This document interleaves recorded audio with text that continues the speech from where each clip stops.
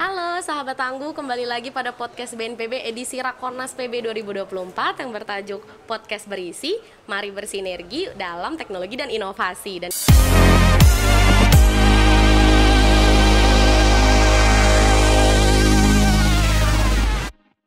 kita juga sudah kehadiran salah satu mitra BNPB yang kita juga sudah lama nih kerjasamanya, yaitu ada dari Bapak Adrian Cader, dari Direktur Operasional Asia Disaster Management and Civil Protection Expo and Conference. Selamat siang Bapak. Siang Mbak. Apa kabar hari ini Pak? Kabar baik, alhamdulillah. Gimana tadi Pak di ruang sidang komisi?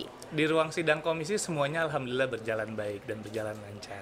Oke, dan sekarang kita akan menggali sedikit-sedikit nih Pak, lebih detail dari sidang komisi tadi. Dan karena Adexco ini kita juga sama-sama sedang mendorong, menggaungkan gimana caranya kita bisa memaksimalkan industri teknologi kebencanaan yang tentunya juga berdaya guna baik bagi masyarakat. Dan kira-kira dari Adexco ini sendiri Pak, teknologi-teknologi apa saja yang memang sudah dipakai, diproduksi maupun telah ditawarkan juga kepada masyarakat sampai ke daerah seperti itu?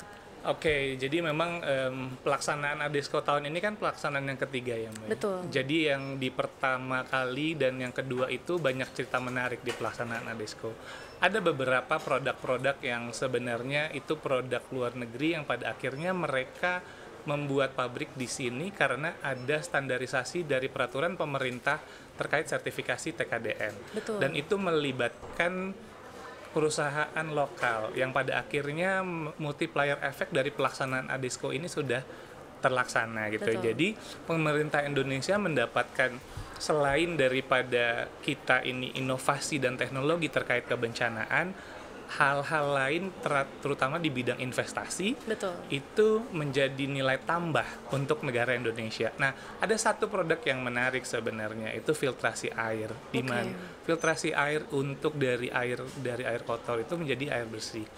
Di mana ketika terjadi bencana, nomor satu air itu menjadi kebutuhan utama. Nah, filter air ini akhirnya diproduksi di dalam negeri, lalu itu digunakan pada saat Indonesia memberikan bantuan ke negara asing. Belum lama ini. Oke, berarti bantuannya bahkan tidak hanya untuk Indonesia tapi juga bisa untuk negara lain. Betul. Nah, jadi memang dengan platform Adexco ini kita banyak mencoba untuk mengorkestrasikan produk-produk kebencanaan dalam negeri ini apa saja. Nah, kita berkolaborasi dan kita juga kerjasama dengan para pemangku kepentingan lainnya. Selain BNPB, kita koordinasi juga kolaborasi dengan Kemenperin.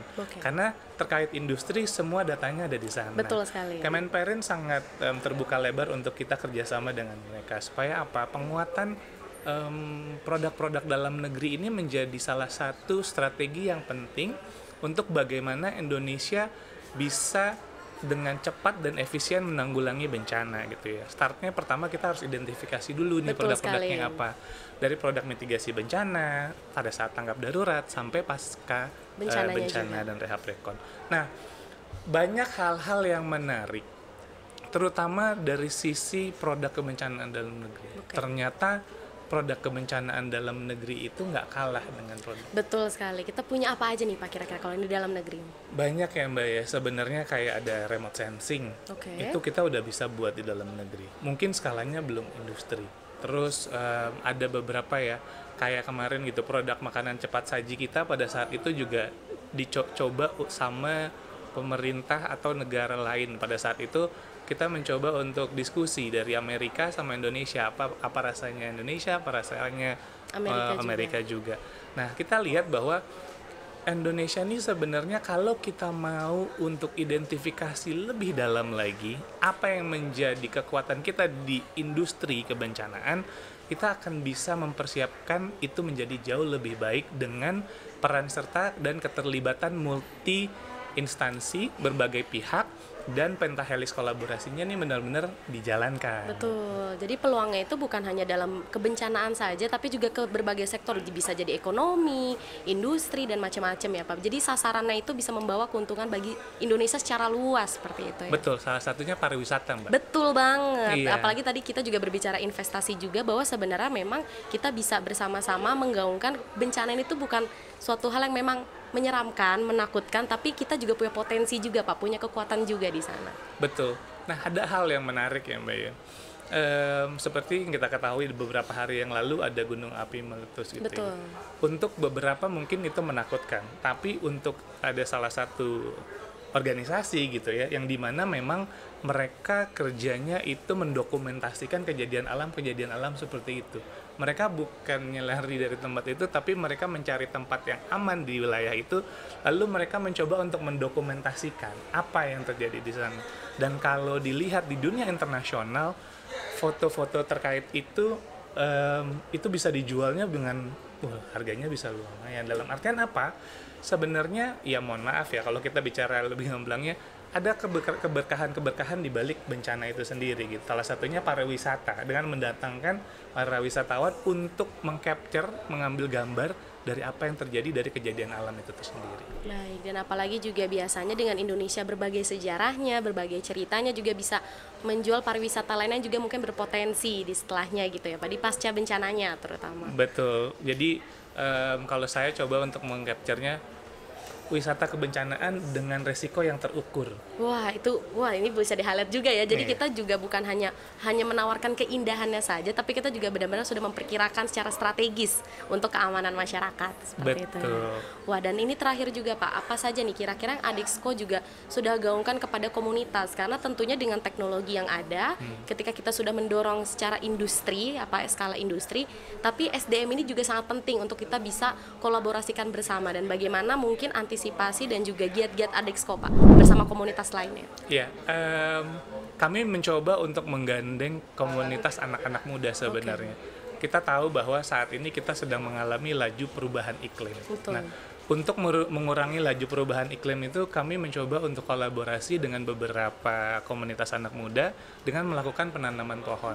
Salah satunya dengan melakukan penanaman bambu, yang dimana sebenarnya bambu ini punya beberapa punya beberapa produk turunan yang bisa difungsikan dan punya nilai keekonomian. Selain bambu itu sendiri sebagai salah satu tanaman yang menyerap polutan, yang dimana itu bisa menghambat laju perubahan iklim. Terlepas daripada itu, kita mencoba untuk mengedukasi masyarakat gitu ya.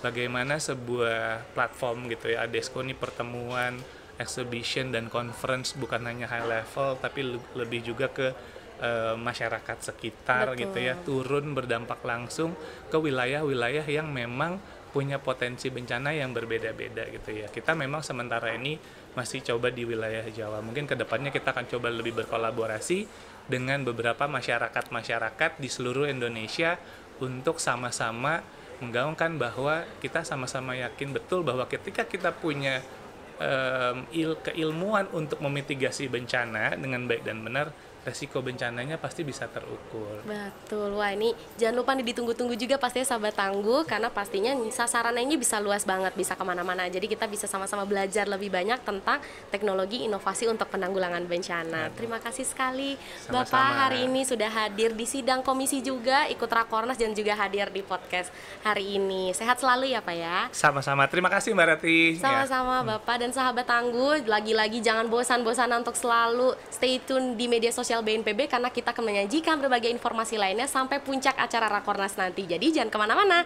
sahabat Tangguh. Sampai ketemu lagi. Sampai ketemu lagi.